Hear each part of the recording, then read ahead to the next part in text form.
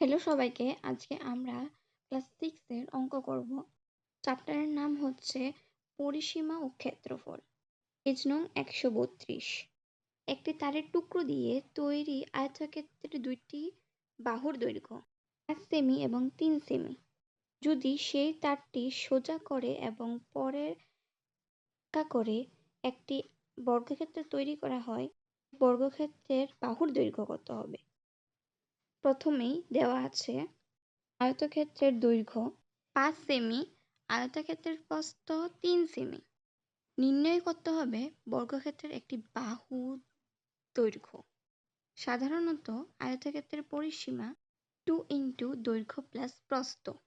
আয়তক্ষেত্রের সূত্র, তারপর নিচের লাইনে হবে 2 ইন্টু 5 প্লাস 3। 5 আর 3 কে প্লাস করলে 8 হয়। তারপরে সে 2 দিয়ে ইন্টু করতে হবে 8 কে। আনসার হবে 16 সেমি। তারের মোট দৈর্ঘ্য 16 সেমি, মানে 16 সেমি। এখন এই তার দিয়ে একটি বর্গক্ষেত্র তৈরি করা হয়েছে। বর্গক্ষেত্রের এক বাহুর দৈর্ঘ্য পরিসীমা ডিভাইডেড 4।